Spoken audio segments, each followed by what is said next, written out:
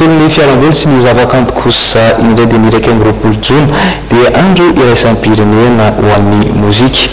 Ny mozika izay fialamboly no afaka ihany koa fitaovana ampitana lesona ho an'ny mpianatra. Anisany manatanteraka fikarohana ahafahana mampita lesona sy famehoana lesona ny fikambanana katraka. Tatitra ny vaovao Volaravavy sy Tsiry Rakoto Arsan.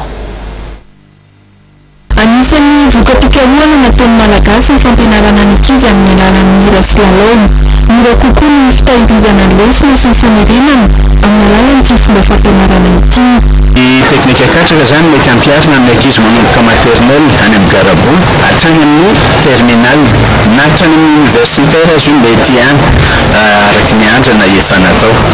Fa ny gadona ao anatiny zany ny fangaro, izany hoe tsy gadona tokana, misy salegy, misy roka, misy rap, misy R&B, misy slam, isan-karazany zany hatramina kilalaka, tsapiky sy ny sisa zany mety atao daholo ao anatin'izay. Ary efa mafy ny hira vita momba an'izany satria efa manodidina any amin'ny telonjato mahery zany zao ny hira efa vita amin'ny alalan'ny hoe lesona sy ny fanazarana an'izay.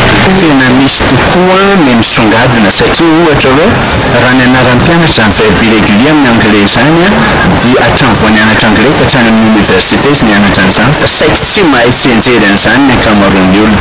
Fa amin'izao fotoana zao eto Madagasikara ihany no mahavita mampianatra ny verbe irrégulier en anglais ka mahavita hoe ndroa andro dia mahay tsenjery ny verbe irrégulier rehetra amin'ny anglais io, na ny anglisy na ny amerikanina tompony tena aza tsy mahavita an'izay.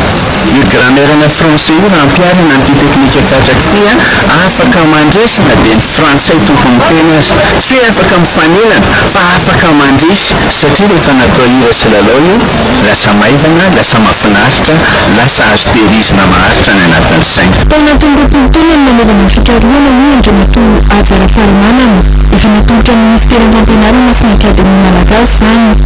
Sekoly 12 eto Antananarivo no efa mampianatra amin'ny fampianarana sy famerenan-dresina amin'ny alalan'ny hira izay nataon'ny fikambanana katraka amin'izao fotoana izao.